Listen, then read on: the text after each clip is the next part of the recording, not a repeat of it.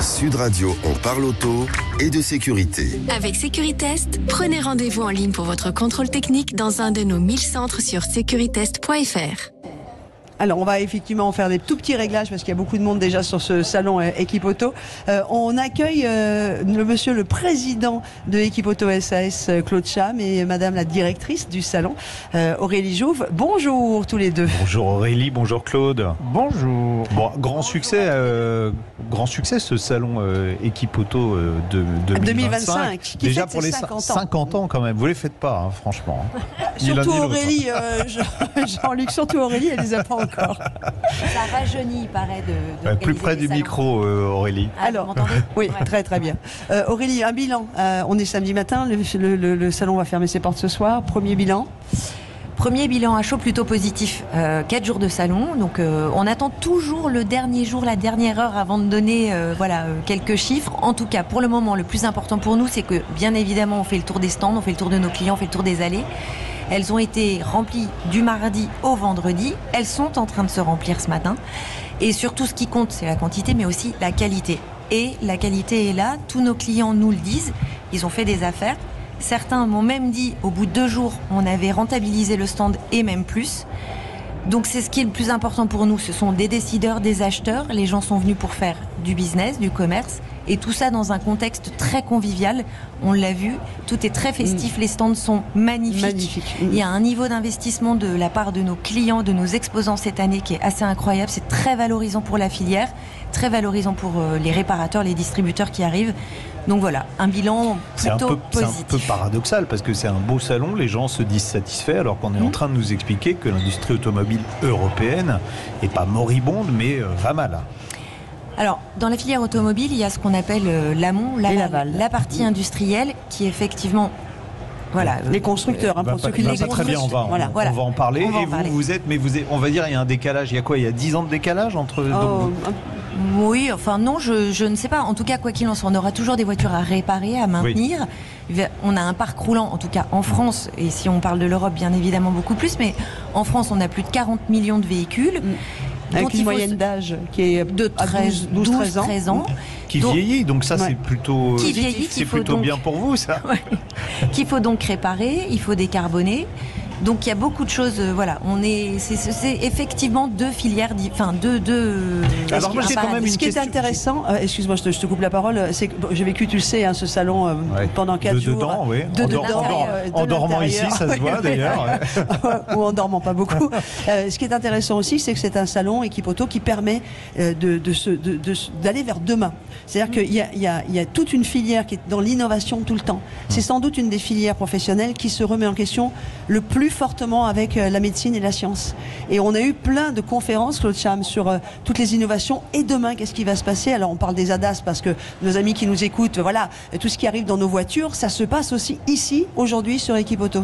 Tout à fait. Bon, alors, pour compléter ce que vous a dit Aurélie, effectivement, je serais malvenu de ne pas être content. Ça s'est bien passé. Claude Cham, président. Et quand l'on regarde la qualité des stands que nos exposants ont monté, je suis extrêmement satisfait parce que si ces gens-là investissent dans de beaux stands, c'est qu'ils en attendent un retour. Et moi, qui ai passé aussi toute la semaine, pas les nuits, il n'a pas dormi sur le salon, j'ai visité beaucoup de personnes et quand je vois un exposant qui me dit à mardi soir, j'ai fait le chiffre de la semaine, je me dis c'est pas un mauvais signe. Pour que ceux qui nous écoutent se comprennent bien, des exposants, c'est Bosch, c'est Valeo, c'est des marques qu'on connaît quand on va dans nos garages. C'est les grands et c'est les plus petits. Et c'est des start-up et c'est tout un village d'exposants beaucoup plus petits.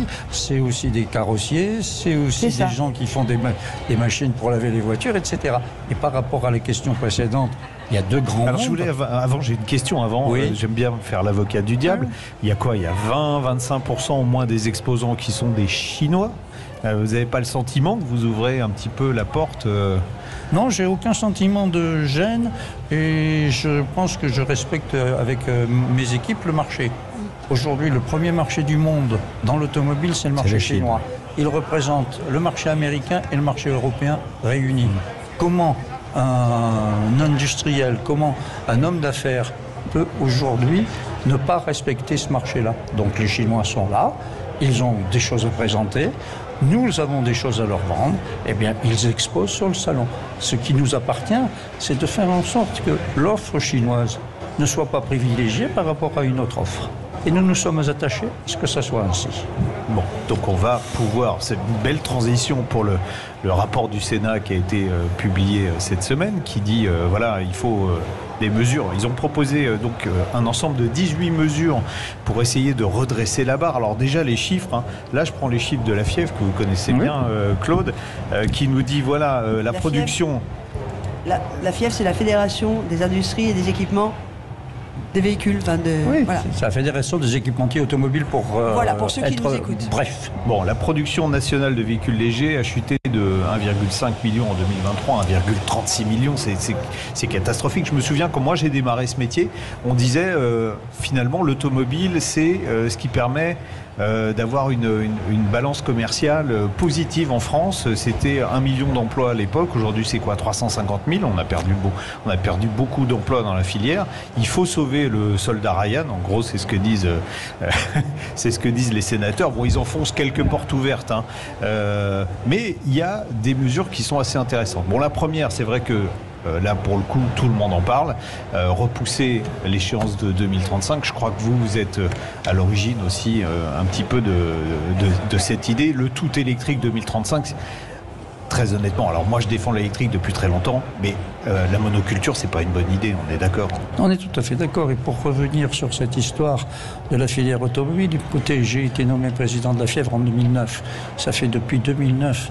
J'ai participé à la première crise avec la crise des subprimes. J'ai alerté les pouvoirs publics de cette période-là. Donc, je me sens une certaine capacité à pouvoir dire quelque chose avec beaucoup de franchise parce que je ne fais pas partie des résistants de la 25e heure. Et on parle vrai ici. Et on parle vrai.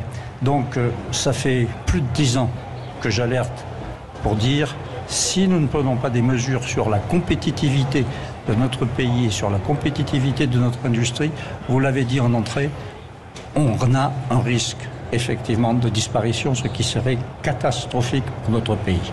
Pourquoi on a délocalisé autant la production? Alors on va parler de la production française, mais pourquoi on l'a délocalisé autant? Mais c'est aussi simple que ça, c'est que nous avons en France un système économique de redistribution où nous faisons l'assiette de la ponction qui est nécessaire pour ce système de distribution est basée sur la masse salariale de beaucoup de l'industrie.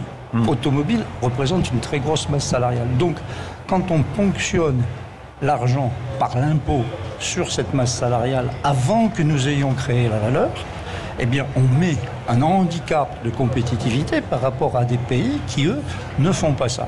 D'autres pays subventionnent de façon évidente cette industrie, donc notre pays se trouve en situation défavorable. Les constructeurs automobiles, comme les équipementiers, nous avons été contraints de délocaliser pour nous permettre de retrouver des marges de compétitivité dans des pays qui sont des pays à des coûts inférieurs. Ce qui ne veut pas dire que la compétitivité horaire de la France est moins bonne que celle des autres pays. Ça se mesure sur une année entière dans le nombre de jours travaillés, ce qui fait qu'au final, la masse n'est pas exactement la même que les autres. J'essaye d'être très simple dans mes explications. Ce qui est important aussi, c'est quoi? C'est 480 000 emplois en France. Oui, la c'est filière, c'est presque 500 000 emplois. Si elle disparaît demain, vous vous rendez compte du drame? C'est combien de 140 000 sociétés? Donc beaucoup sont ici, 180 000. 180 000 qui sont sur le salon Équipe Auto, entre autres. Peut-être pas toutes, mais... Au-delà de cela, permettez-moi de dire avec beaucoup de fierté, puisque moi j'ai fait toute ma carrière dans l'industrie automobile, l'industrie automobile est une des industries qui dépose le plus de brevets au monde. Oui, c'est vrai. Et que cette industrie, si elle disparaît, elle entraînera des répercussions très graves sur tous les gens que l'industrie automobile, en indirect, fait vivre. Donc il nous faut effectivement, comme vous venez de le dire, sauver le soldat Ryan, c'est-à-dire sauver le soldat industrie française. Il faut faire confiance en plus à nos ingénieurs. On est d'accord que jusqu'à présent, à chaque fois qu'il y a eu des défis à relever, ils l'ont toujours fait. Donc leur imposer politiquement des choix, en l'occurrence le 100% électrique, c'est pas une bonne chose. Il faut laisser en fait la concurrence jouer. Chacun doit trouver des solutions différentes. La diversité, c'est la richesse. La FIEV, depuis plus de 10 ans, défend la même thèse. La neutralité technologique. La mobilité des 20, 30 et 40 prochaines années sera multimodale. C'est-à-dire qu'elle aura de l'électrique, elle aura du thermique, elle aura de l'hydrogène, elle aura des biocarburants.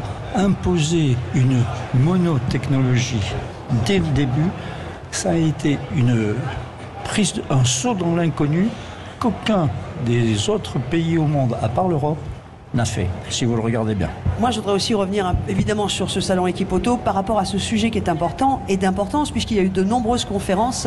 Aurélie, vous qui êtes la directrice du salon, et qui ont traité, puisque la filière prend cette réalité aussi à pleine main. Oui, on a traité beaucoup de sujets. On a d'ailleurs traité de la dépollution des moteurs thermiques. Enfin voilà, on a beaucoup. Tout à l'heure, on a évoqué le sujet des ADAS, les fameuses aides à la conduite. La gestion de flotte, puisqu'on accueille sur le salon les gestionnaires de flotte. Ça, c'est une transformation importante de la filière. Donc voilà, beaucoup de sujets ont été traités. Beaucoup d'innovations ont été abordées, puisqu'on le voit sur les stands, on découvre beaucoup d'innovations. Ouais. On a parlé des équipementiers, mais il y a toute la partie équipement de garage. On a aussi les manufacturiers, donc les acteurs du pneu. Donc une innovation constante dans cette filière qu'on découvre ici sur le salon et qu'on a abordé dans les contenus et dans les conférences. Il y a eu énormément d'animations, énormément de conférences qui ont évoqué tous les sujets. Claude ? N'oublions pas l'hackathon. Ah ben oui, un hackathon extraordinaire. 100 ingénieurs. Est-ce que vous savez ce qu'est un hackathon, l'ami Jean-Luc ? C'est comme un téléthon, mais... Et nos amis qui nous regardent sur Sud Radio, vous êtes nombreux, on va remercier. C'est pas une galéjade. Non, c'est pas une galéjade, bien vu. Mais non, c'est vraiment, on va en parler rapidement parce que ça, c'était très très fort. C'est une réunion de cerveaux en ébullition pour travailler sur la mobilité de demain. Vous voulez en parler, Claude ? Oui, c'est une réunion de cerveaux en ébullition en un temps très court. Voilà la définition d'un hackathon. D'accord. C'est quoi un temps très court ? C'était la journée. Ouais. La journée. Et vous réunissez donc des gens qui ont des idées. Et je peux vous dire, 100 ingénieurs, élèves d'écoles extraordinaires. Il en est ressorti quoi ? Le gagnant. 20 sujets qui ont été examinés et 3 qui ont été primés. Et le grand gagnant, c'est une équipe extraordinaire, hommes-femmes, très mixte. Et c'est une application que tu vas avoir dans ta voiture prochainement. Et quand tu auras un bruit de moteur qui t'inquiétera, toi tu te connais bien, Jean-Luc, donc tu sais d'où ça vient. Mais ça donnera sur l'application de ton téléphone d'où vient la panne. Si on a gling-gling. Ouais, et ça gling-gling. Parce que font les auditeurs quand ils appellent parfois, bonjour, ça fait quick, ça fait gling-gling, ça fait. Donc je suis une sorte d'application déjà. C'est un salon passionnant. Moi tout seul. C'est une filière passionnante. Merci à vous deux. On aura l'occasion de vous retrouver évidemment avant midi. On fait une première pause. Oui, parce qu'on nous dit Laurence, il y a la pub. Allez, on fait une première pause et puis on vous retrouve dans quelques instants. On va parler d'un des grands prix de l'innovation automobile internationale qu'on a eu également ici. Comment faire du neuf avec du vieux ? Régénérer, exactement, de chez Total Energy. Sud Radio, on parle auto et de sécurité. Avec Sécuritest, prenez rendez-vous en ligne pour votre contrôle technique dans un de nos 1000 centres sur securitest.fr. Direct du salon Equipoto, porte de Versailles. Back to Car, première marque de pièces auto recyclées et garantie à vie, vous présente. Sud Radio, on parle auto et d'environnement. Et on va parler d'environnement dans quelques instants. Juste pour moi, évidemment, vous rappelez, vous n'hésitez pas, vous êtes très nombreux d'ailleurs sur la page Facebook de Sud Radio. Merci à Cédric de réagir, on a Desmos également, on a Étienne qui est là, on a Stéphane évidemment, vous êtes tous avec nous, ça nous fait plaisir. N'hésitez pas non plus à nous écrire, je participe@sudradio.fr. Vous avez des questions à nous poser, vous voulez rentrer en contact avec l'ami Jean-Luc, une voiture à choisir, une question mécanique. Vous nous écrivez à jeparticipe@sudradio.fr, mais on parle auto dans l'objet du mail et vous mettez vos coordonnées, y compris d'ailleurs, peut-être que vous allez avoir des questions sur les huiles. Complètement, tiens. Et comme on est dans la rubrique environnement, comment faire du neuf avec du vieux ? C'était la question qu'on se posait. Total a réussi cette performance. On reçoit Claire Nicolosi, qui est directrice de Total Energy Lubrifiant France. Bonjour Claire. Bonjour Laurence, bonjour Jean-Luc. Bon, vous avez été primé en plus, puisqu'il y a Laurence, c'est pas vous qui avez remis le prix. Si, c'est moi qui ai remis le prix. Formidable. J'ai animé la remise de prix, mais c'est un produit incroyable, cette huile. Alors, ce qui est vraiment intéressant, déjà quand même, parce que je pense que ceux qui nous écoutent ne fabriquent pas vraiment de l'huile dans leur cuisine, sauf peut-être avec des huiles de cuisine, mais ça se fabrique comment une huile déjà, pour qu'on comprenne un peu ? Oui, alors on parle d'huile moteur. Donc, on parle une huile moteur, c'est composé de 70 à 90% d'une huile de base. Et ces huiles de base sont de différentes natures, mais elles sont toujours au départ à base d'hydrocarbures. Et à cette huile de base, on va ajouter des additifs de performance pour travailler sur des sujets anti-corrosion, anti-usure, détergence. Donc voilà, c'est vraiment un package huile de base plus additif, une huile moteur. Alors, cette huile de base, bon, quand elle est usée, en général, jusqu'à présent, on la recyclait peu ou pas. Alors moi, j'aime bien l'image. Une huile, c'est quelque part, c'est un gâteau. Il y a des ingrédients au départ, il y a de la farine, il y a des œufs. Alors pas dans cette huile de ton moteur. Hein. Voilà, ouais. Il y a du beurre et puis on mélange tout ça. C'est compliqué, ça fait de la mayonnaise dans la culasse. On mélange tout ça, on fait cuire. Et là, le tour de force, c'est à partir du gâteau d'arriver à retrouver les ingrédients de base. De retrouver la farine, ouais. Ah bah c'est exactement ça. Alors comment vous avez fonctionné pour cette huile ? Alors, en fait, ce qui se passe, c'est qu'aujourd'hui, en France, les huiles usagées sont collectées, alors principalement dans les garages, mais aussi dans les déchetteries. Et on en a plus de 80% qui sont recyclés. Jusqu'à aujourd'hui, le recyclage était parfois de qualité insuffisante pour reproduire des huiles moteurs. Nous, aujourd'hui, on est en capacité de retraiter ces huiles de façon beaucoup plus poussée, c'est-à-dire qu'on ne fait pas simplement une filtration et puis une distillation, on va plus loin avec des procédés d'hydrogénation qui sont des procédés assez techniques et qui permettent de redonner à l'huile toutes ses qualités originelles. Elle va retrouver ses propriétés physico-chimiques de haute qualité qui permettent de refabriquer ensuite une huile moteur 100% performante. D'accord, donc on a la même qualité avec cette huile, je vais l'appeler d'occasion pour que tout le monde comprenne. Remanufacturée. Ouais, ou remanufacturée, qu'avec une huile régénérée, en fait. Neuve. C'est ça. Oui, c'est ça. C'est-à-dire qu'on va avoir une huile qui va avoir exactement les mêmes performances et qui donc est homologuée par les constructeurs. Ça, c'est vraiment un gage de qualité et de performance, ces homologations constructeurs. Quel type d'huile vous sert à la régénération ? Toutes les formulations d'huile peuvent convenir ou c'est certains types d'huile particuliers ? En fait, sont apportés à la régénération ce qui vient des garages. Donc, en général, donc, les huiles sont mélangées. C'est pas trop mélangé. Ouais, assez mélangé. Oui, c'est des huiles moteurs. C'est des huiles qui ne sont pas ségrégées en général dans les garages. Donc, elles arrivent à la régénération de façon mélangée, mais ça reste des huiles moteurs, effectivement, oui. D'accord. Bon, pour l'instant, il y a une seule huile, une seule viscosité disponible, c'est du 10W40. Il y a d'autres huiles. Alors, c'est du quartz EV3R. Pour réduire, réutiliser, régénérer. Ah, formidable. Oui, voici les 3 R. Donc, il y aura une gamme complète qui va arriver. Oui. Donc la Quartz Ever, ça va être vraiment le nom d'une gamme. Donc aujourd'hui, on a effectivement la 10W40. Dès demain, dès début novembre, on sort la 5W40. Puis notre volonté, c'est vraiment que ces huiles plus vertueuses soient accessibles au plus grand nombre, donc de encore développer la gamme. Donc on n'a pas encore annoncé le lancement, mais en 2026, on aura encore un nouveau grade qui pourra s'adresser à un parc de véhicules encore plus large. Donc on est assez content, oui. Voilà, ça, cette gamme Ever, oui. Vous nous réservez le scoop pour Sud Radio, on adore. On a parlé d'argent ? Oui, alors c'est plus cher ou moins cher que l'huile j'allais dire neuve, elles sont toutes les deux. Originelles, on va dire. Voilà. Oui, alors effectivement, avoir une mobilité plus responsable, sans compromis sur la performance, c'est bien. Après, il faut que ça reste accessible. Donc c'est une technologie premium qu'on veut accessible au plus grand nombre et donc on reste sur des prix du même ordre de grandeur que les huiles conventionnelles. C'est vraiment notre volonté, voilà, de rendre accessibles ces produits innovants.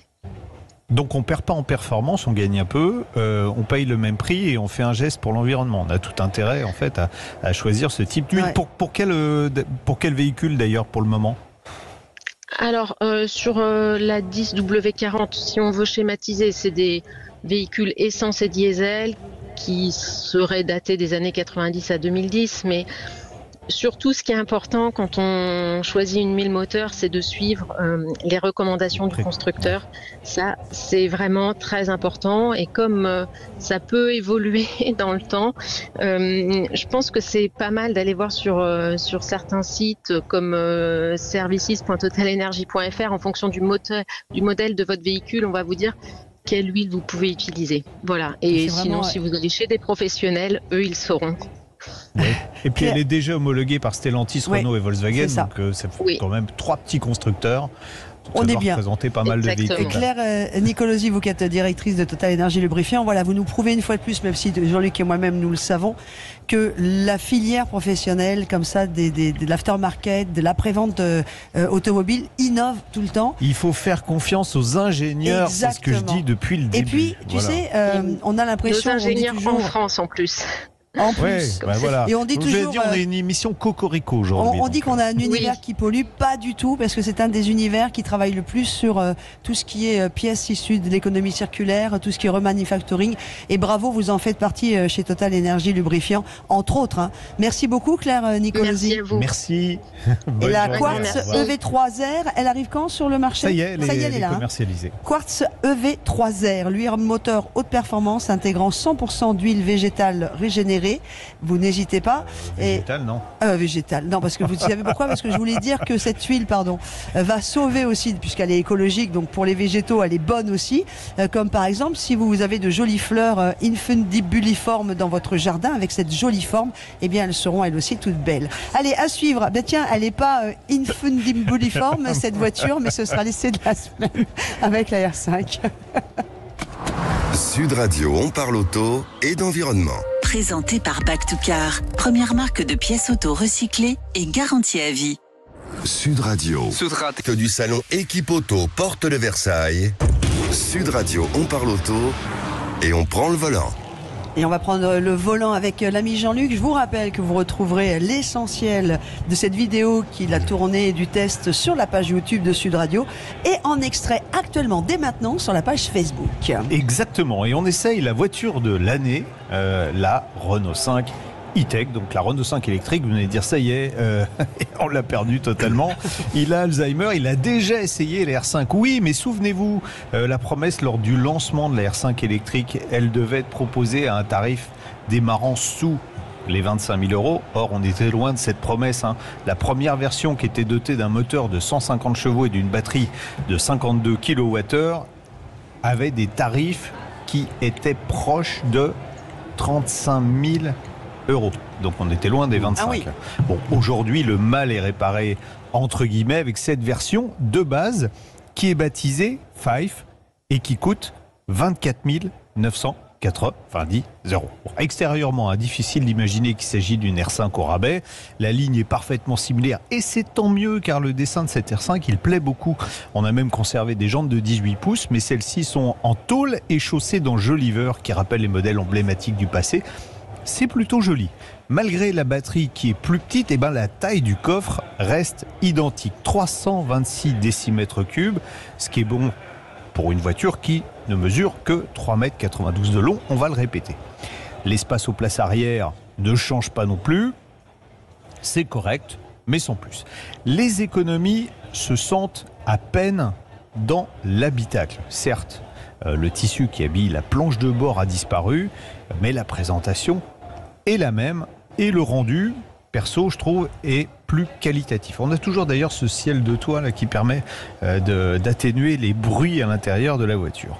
L'écran d'infodivertissement est plus petit sur cette version 5 de base et n'intègre plus de navigation. Mais de me dire, la navigation aujourd'hui sur une voiture, c'est has-been. On met son téléphone, on a les connexions Android Auto ou Apple CarPlay et puis ça marche finalement mieux. En revanche, l'absence de pompe à chaleur se fera sentir l'hiver sur l'autonomie. Il a bien fallu faire des économies quelque part. Donc pas de pompe à chaleur. Pas de changement en ce qui concerne l'affichage des compteurs. C'est un écran de 10 pouces. Mais les programmes Multisense ont disparu. Heureusement, pas le bouton magique, le bouton qui permet en 2 pressions de désactiver toutes les aides à la conduite préalablement sélectionnées. Vous savez, toutes les aides qui me font 1-1-1, voilà, je ne le dirai pas.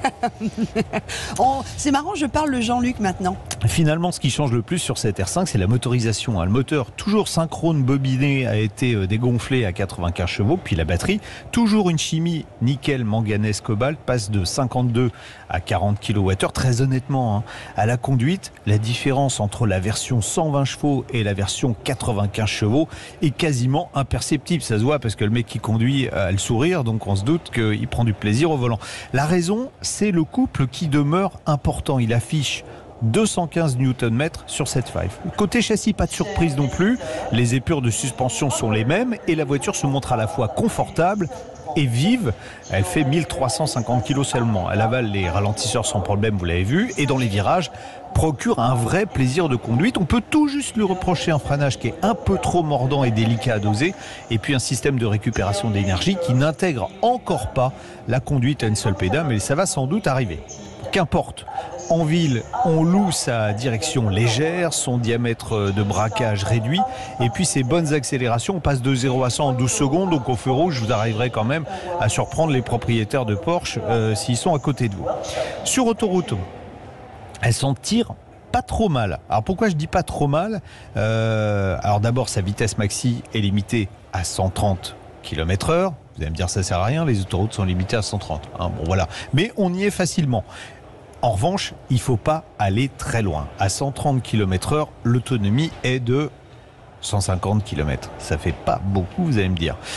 C'est mieux sur route où, avec le pied léger, on reste sous les 15 kWh au 100 km de consommation. Ça signifie une autonomie qui varie, si vous avez le pied plus ou moins lourd, entre 250 et 300 km. Mais le bas blesse vraiment en matière de recharge. Pour baisser le prix, Renault a fait l'impasse sur la charge rapide. Et oui, on doit donc se contenter d'une allure de charge maxi de 11 kW en courant alternatif. Ça signifie au minimum 4 heures pour faire le plein. Impossible d'envisager des longs trajets avec cette voiture. Au final, le constat est plutôt amer. On se dit qu'avec un tarif inférieur à 20 000 euros, en bénéficiant de toutes les aides qu'on peut cumuler, on peut être à moins de 20 000 euros si on cumule toutes les aides. On pense que ça aurait pu faire un carton, cette R5 E-Tech 5. Mais voilà, l'absence de charge rapide lui interdit non seulement les longs trajets, mais pénalise également sa valeur résiduelle. Au final, une version 120 chevaux avec charge rapide est donc moins chère en leasing. Bon, tout est dit, vous avez bien compris. Malheureusement, ça sera une version. C'est pour tenir la promesse des dirigeants de Renault. Pour le reste, c'est malheureusement une version qui ne se vendra pas. Vous n'avez pas intérêt à l'acheter. Voilà. Ça sera mon conseil du jour. N'achetez pas ce modèle, achetez la version 120 chevaux. On parle toujours vrai sur des radios et dans On parle auto avec l'ami Jean-Luc Moreau. C'est le journaliste qu'il vous faut. Merci beaucoup. En tout cas, on retrouve l'essentiel. Ça, c'est du slogan. Mais c'est comme... Vous auriez dû faire de la pub, Laurence. Ça m'amuse beaucoup. Enfin, de la réclame plutôt. On est plus dans la réclame là. Dans quelques instants, on a le plaisir de dire bonjour à David de Regnocourt et vous allez comprendre pourquoi, toujours en faisant des vers sans en avoir l'air. Et puis, on va faire une première pause. Vous retrouvez la totalité de l'essai de cette fameuse Renault 5 E-Tech 5 par l'ami Jean-Luc Moreau sur la page YouTube de Sud Radio. Allez, filez tout de suite, on se retrouve dans quelques instants. Sud Radio. Sud Radio. Parlons vrai. Parlons vrai. Direct du salon Equipoto, porte de Versailles. Sud Radio, on parle auto, 10h midi, Jean-Luc Moreau, Laurence Perrault. Un salon Equipoto qui nous permet de parler pour nous les automobilistes, vous qui nous écrivez, vous qui nous écoutez, vous êtes nombreux sur la page Facebook de Sud Radio. Merci d'être en notre compagnie et vous pouvez nous écrire pour poser vos questions, vous le savez, réagir. Vous nous écrivez sur le mail je participe @sudradio.fr. Vous mettez bien On parle auto dans votre mail et puis vous mettez tout votre sujet et vos coordonnées pour que l'on vous rappelle. Voilà, les professionnels vidéo ont vu qu'on est livré de café, donc on va pouvoir se réveiller. Là, les professionnels d'automobile, on en a un et on en a un qu'on connaît bien et qu'on aime beaucoup sur Sud Radio, puisque c'est pas la première fois qu'on l'invite. David de Regnocourt, bonjour. Bonjour. Bonjour David, Jean-Luc, directeur général de Sfertech. Alors une société française, parce qu'aujourd'hui on est cocorico. Oui, voilà, c'est ça. On l'a dit depuis Oui, c'est vrai que le coq, il est un peu fatigué là, après 5 jours d'équipe auto. Il va falloir qu'il prenne un café. On va parler d'un souci qui malheureusement touche beaucoup d'automobilistes qui roulent avec des diesels. Les problèmes de cristallisation de l'AdBlue. On va déjà vous réexpliquer ce que c'est que l'AdBlue. L'AdBlue, c'est un mélange... De tes yeux. L'AdBlue, c'est quoi? L'AdBlue de tes yeux. Pardon. Ouais, d'accord. C'est pas le Mamie Blue. Ouais. Oui, ça peut être ça, pardon. Oui, alors rappelons. Je suis sérieux. L'AdBlue, c'est un mélange aqueux. Voilà, je sais. On est en direct d'un salon professionnel. Laurence, on s'en va. Donc il y a beaucoup d'eau et il y a de l'urée dedans. Donc en fait, mais c'est pas, faites pas pipi dans un bidon, ça marchera pas. Hein, c'est pas tout à fait ça. Et c'est quoi l'urée et quel est son rôle? Alors son rôle, c'est que on fait réagir cette urée avec les NOx à l'échappement et on neutralise en fait une partie des NOx. Il faut simplement dès le départ transformer l'AdBlue on va dire réactif pour faire simple, et cet AdBlue il a des vrais problèmes, il a tendance à cristalliser à froid et même à chaud d'ailleurs. Tout à fait. Donc c'est ce qui provoque les pannes. Alors ceux qui roulent sur des voitures Stellantis, alors je suis désolé, on va me dire encore, ah ouais, vous tirez sur l'ambulance, mais oui, mais sur les systèmes d'AdBlue, il y avait 14 pannes identifiées sur les modèles de chez Stellantis. Et l'équipementier qui les fournissait disait c'est normal, ils ont fait des économies, on leur a dit ça va tomber en panne, et ils ont quand même persisté dans cette voie-là. Donc ils ont des vrais problèmes. Tous ceux qui nous écoutent, de cristallisation, qui ont des problèmes là, c'est vraiment pour eux là. Voilà, donc ça provoque des pannes. Mais aujourd'hui, il existe des solutions. Alors il y a eu des solutions intermédiaires, David. Oui. Alors on va malheureusement dénoncer les petits camarades qui n'ont pas bien fait leur job. C'est-à-dire qu'il y a des produits qui évitaient la cristallisation de l'AdBlue, mais l'AdBlue ne fonctionnait plus pour neutraliser les NOx. Voilà. Donc en fait, vous dépolluez, ça tombait pas en panne, mais ça dépolluait plus, ce qui est un petit peu gênant. Et là aujourd'hui, il existe une vraie solution. Tout à fait. Nous aussi, on a fait aussi un peu l'erreur des autres. On y est allé tardivement. En fait, ça nous embêtait de faire un additif qu'on mettait dans un additif. Donc les anticristallisants que les gens connaissent, nous on y est arrivé très tardivement parce que c'était pas curatif, parce que quelque part, je dirais que c'est comme si qu'on vendait pour le corps humain, c'est comme si qu'on disait Laurence, voilà, pour fluidifier, pour éviter un caillot de sang, vous allez à vie prendre un anticoagulant et quelque chose qui liquéfie votre sang. Les anticristallisants qui sont commercialisés, y compris le nôtre jusqu'à maintenant, sont des produits qui sont comme des anticoagulants pour que la cristallisation ne se fait pas. Oui, puis en plus qui neutralise la dépollution derrière. Hein. C'est ce qui fait que Total a d'ailleurs déposé un brevet sur un nouvel additif, un nouvel AdBlue additivé. Ouais. Additivé. Voilà, qui est vendu garçons, tel quel. Ouais. Il nous faut l'explication. AdBlue additivé.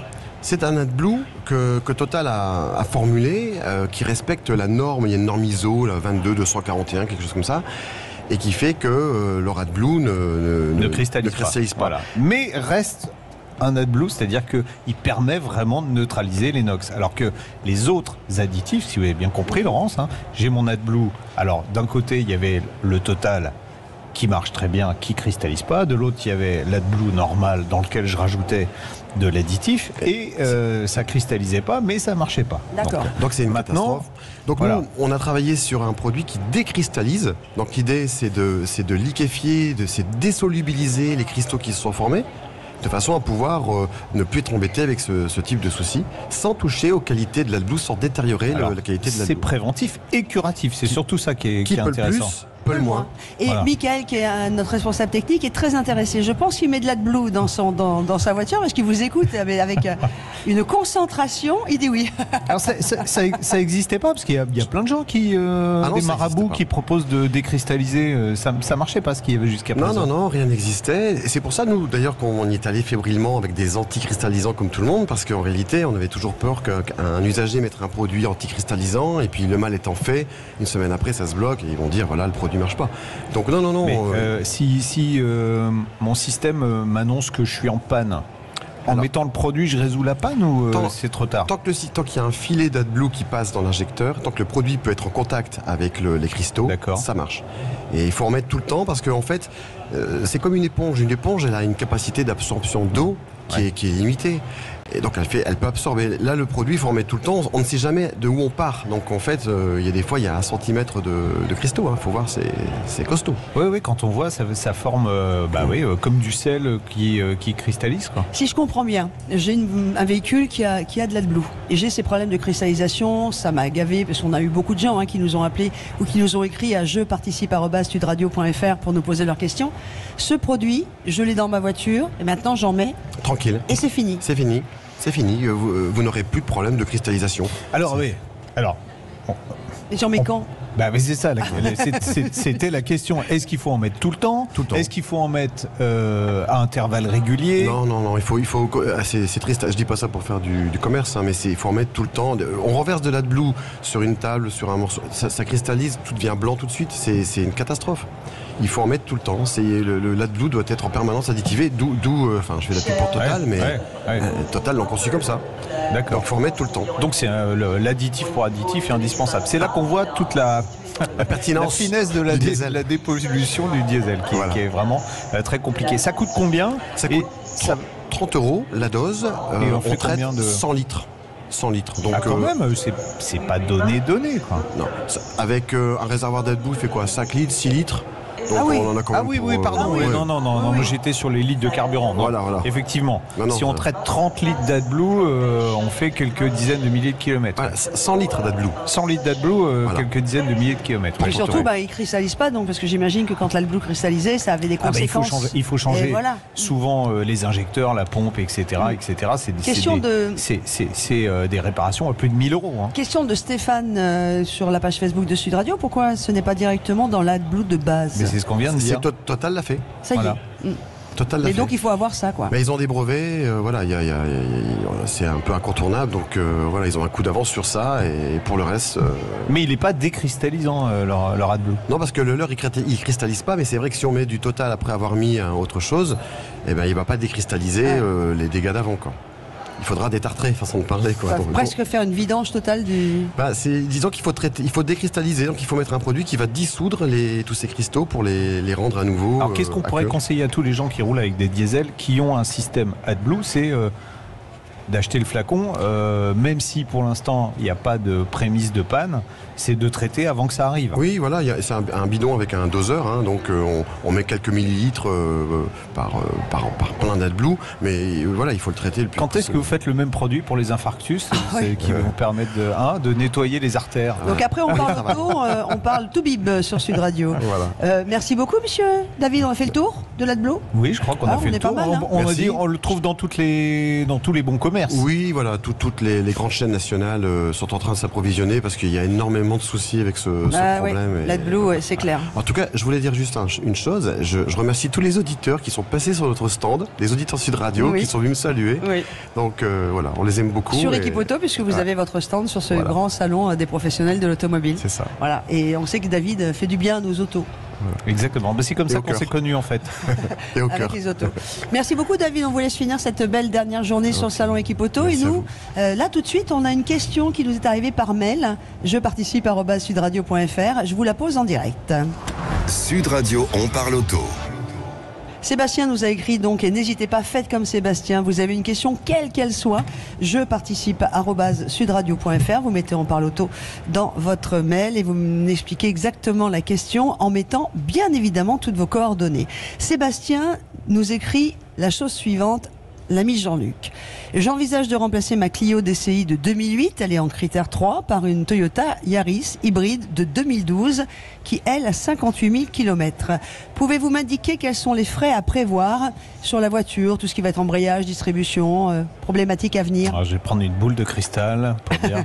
Non, déjà la Yaris, je vous ai dit, tiens, on est dans une émission 100% française. Et elle est faite à Valenciennes. Exactement, donc la Yaris, voiture française. Cette génération, c'est la première à recevoir l'hybridation. Donc il faut effectivement, c'est le choix presque obligé quand on prend une Yaris de cette génération, parce qu'il y avait encore du diesel et de l'essence, et franchement, ça valait pas le coup en termes de fiabilité, alors que sur l'hybride, fiabilité, je vais pas dire totale, mais excellente fiabilité. Bon, sur la qualité de fabrication des plastiques à l'intérieur, j'en ai une, donc je peux vous en parler. C'est cette génération-là en plus.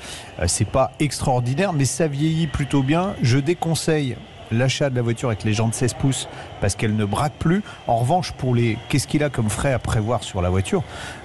Rien. Il n'y a pas d'embrayage, il n'y a pas d'alternateur, il y a une chaîne de distribution, donc il n'y a pas de courroie de distribution à changer. Vous voyez, en fait, le système hybride au départ, quand Toyota l'a sorti, tout le monde disait oh là là, on multiplie les moteurs, donc on multiplie les pannes. Non, c'est exactement le contraire en fait. C'est sans doute le système le plus fiable qui existe aujourd'hui. Vous avez une boîte à variation continue électrique, on va l'appeler comme ça, pareil, qui ne nécessite pas d'entretien non plus. Donc c'est les seuls frais à prévoir, c'est le remplacement des disques arrière et des plaquettes arrière avant les plaquettes avant. Vous allez me dire comment ça se fait ? Normalement ça freine plus à l'avant une voiture, mais là, vu qu'on a de la régénération électrique en décélération, on a les disques et les plaquettes arrière qui s'usent un peu plus vite, mais pas plus vite que sur une voiture standard. Mais voilà, c'est les seuls frais qu'il y a à prévoir. Et puis remplacement des bougies de temps en temps qui coûtent un peu cher. C'est les seules choses, mais par rapport aux concurrentes qu'on peut trouver, où on a dès que vous commencez à avoir des kilomètres, vous allez avoir embrayage, alternateur, démarreur. Là, il n'y a pas tout ça. Bon, merci beaucoup et voilà. Je vous en prie. Je vous en prie. Faites comme Sébastien. J'insiste beaucoup. N'hésitez pas. On essaye vraiment au maximum de répondre à tout le monde. Si c'est pas dans la semaine prochaine, ce sera la semaine d'après. Mais allez-y. Vous avez une question, quelle qu'elle soit, vous nous écrivez. Je participe @sudradio.fr et vous mettez bien On parle auto dans votre mail. Dans quelques instants, on a une petite minute pour annoncer la suite. L'ami Jean-Luc. On va évidemment retrouver l'information, mais surtout, on va retrouver l'une des grandes stars dont On parle auto, Dominique S, qui est avec nous sur Équipe Auto, qui Monsieur va nous parler du village du pneu et on va parler puce. C'est pas un marché aux puces, le village. Non, et ça gratte pas celle-là. Attention, elle gratte pas. Ouais. Et puis nous retrouverons aussi. Bonjour Dominique, prenez le micro, mon bon monsieur. Voilà. Bonjour Laurence, bonjour Jean-Luc. Il a la forme ce matin. On parlera évidemment du village du pneu, du salon, mais effectivement de cette fameuse puce. Moi, j'ai eu le droit cette semaine, parce que je suis allé voir Dominique, j'ai fait plein de films avec lui, tout ça, à toute l'explication du moment où la puce va arriver dans le pneu jusqu'à la destruction ou le rechapage du pneu. C'est passionnant. Bon, on en parlera en détail. Et puis on retrouvera Monsieur Claude Cham. Oui, puisqu'on n'a pas fini tout à l'heure de faire le tour de la question, puis on reparlera encore d'Équipe Auto, puisque le salon ferme ce soir. À quelle heure d'ailleurs, Laurence ? 18h. 18h. Hein. Moi je sais tout, moi. Presque tout. Parce que heureusement qu'il me reste plein de choses à apprendre. Si vous n'êtes pas encore professionnel, c'est le temps de prendre une carte professionnelle et de venir au salon. On a Luc sur la page Facebook de Sud Radio qui nous dit bonne équipe auto à tous. Stéphane qui est avec nous aussi. On a Renaud qui nous a retrouvés. Nous avons également Cédric. Merci. Il y a aussi Aouche qui est là. Vous avez aussi beaucoup de personnes. Desmos. Nous avons aussi, je crois que c'est Nathalie. Oui, Nathalie est arrivée. Bref, vous êtes avec nous. Brigitte aussi. Restez en notre compagnie. On parle auto revient juste après le journal de 11h. Toujours en direct de cet extraordinaire salon des professionnels de l'automobile. J'ai nommé Équipe Auto qui de plus fête ses 50 ans cette année. Et On parle auto suit toujours l'actualité de ce qui se passe dans le monde automobile, que vous soyez tout simplement automobiliste ou un réparateur, un carrossier, un professionnel de la filière automobile. Nous sommes toujours en direct du salon automobile de Lyon, du salon Équipe Auto. Ça, merci. Qui m'a parlé du salon automobile où on était il y a 2 semaines, du salon Équipe Auto, le salon des professionnels de l'automobile. Ça, c'est un coup de François Alain. Voilà, qui va nous rejoindre dans quelques instants. Nous sommes évidemment sur l'actualité de ce qui se passe dans la filière et on va en parler, Jean-Luc, dans notre dernière heure avec par exemple l'actualité du pneu. Exactement, on va parler marché aux puces avec le futur du pneumatique. Alors la question c'est est-ce qu'on va lui mettre une pipette à ce pneu qui est plein de puces? Ça sera une question qu'on posera à Dominique Stemfeld. Pour être plus sérieux, il y a une expo. On va découvrir que demain notre pneu sera peut-être plus intelligent que celui qui est entre le siège et le volant. Exactement, et qu'il sera tracé du début à la fin. On parlera aussi de tout ce qui est bioéthanol et la filière bioéthanol est présente sur le salon Équipe Auto. On va parler du projet de loi de finances cette semaine qui prévoit de supprimer les avantages fiscaux sur sur le superéthanol 85. On se dit, ça concernera que ceux qui roulent avec du superéthanol 85, mais pas du tout, figurez-vous.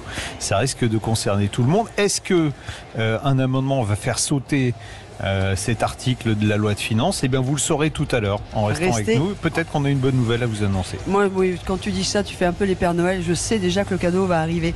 Et pas puis, forcément. Nous avons nos invités également. Vous qui nous écoutez toute l'année, vous nous appelez au 0826 300 300. Vous nous écrivez. Je participe @sudradio.fr en mettant bien on parle auto dans l'objet de votre mail. Autour de la table, il va y avoir du monde. Nous retrouvons Dominique Stemfel, nous retrouvons Monsieur le Président de Équipe Auto SAS, Claude Cham, et Monsieur le Président du Salon Équipe Auto. Bonjour à vous trois. Beaucoup de présidents. Bonjour Laurent, bonjour Jean-Luc. Il manque plus qu'un camembert. Bonjour à tous. Un petit mot, puisque vous nous rejoignez, Monsieur Philippe Baudin, sur comment vous avez vécu ce Salon Équipe Auto. Déjà, là, on fait un mini bilan avant la fin de ce soir. On ne parle pas de la soirée d'hier. On va éviter. Écoutez, le ressenti est plutôt extrêmement bon. On est évidemment encore dans la dernière ligne droite, puisque c'est la dernière journée aujourd'hui. On va fermer nos portes ce soir. Ça va passer extrêmement vite. Les exposants ont l'air d'être ravis. On a eu le monde attendu. On a vu les visiteurs de qualité. On a vu des stands de qualité. On a vu les innovations de demain. On a, je pense, eu le loisir de parcourir tout ce qui fait l'automobile aujourd'hui. Et puis l'automobile était très présente aussi, en vrai de vrai. En vrai de vrai, on avait une petite vingtaine de constructeurs qui nous avaient fait l'honneur de nous prêter leur voiture pour les expositions que nous avions mis sur la passerelle. Ça permettait aux réparateurs de voir ce sur quoi ils vont être confrontés demain et les nouvelles nouveautés en tous les cas chez les constructeurs. Et puis de se faire une idée sur les voitures pour lesquelles ils vont pouvoir voter pour les awards de l'automobile aussi. Exactement. Dont Sud Radio est partenaire également. Avec Lionel Robert. Merci beaucoup. Restez avec nous, Monsieur le Président d'Équipe Auto. On va tout de suite on va changer de président et abuser de votre présence. On va passer au président du pneu. Le syndicat du pneu, les spécialistes du pneu au service de votre sécurité sur la route, présente Sud Radio, on parle auto. Parlons pneus, parlons bien. Dominique Stemfel, président du syndicat du pneu, merci d'être avec nous. Appelez-moi président aussi, Laurence, parce que je me sens dévalorisé sinon. Mais bien sûr, mon président. Voilà. Dominique, un magnifique village du pneu qui a pris place sur Équipe Auto pour la première fois à Paris cette année, après avoir fait déjà un premier essai très positif à Lyon. C'était il y a 2 ans. Oui, on avait fait un essai à Lyon il y a 2 ans. On avait trouvé que c'était très intéressant de réunir l'ensemble des acteurs du pneu sur un même lieu. C'était plus confortable pour les acteurs du pneu, mais c'était aussi plus confortable pour les visiteurs. Et là, en fait, on a clairement transformé l'essai. On a un magnifique village du pneu. La quasi-totalité des acteurs du pneu présents sur Équipe Auto sont présents sur ce village. Et en fait, les visiteurs trouvent que c'est quand même vraiment facile de pouvoir rencontrer l'ensemble des acteurs, de leurs fournisseurs, sur une surface relativement réduite. On est d'accord. Et on est très très contents, messieurs les responsables d'Équipe Auto. Si on peut renouveler l'expérience, ça serait bien.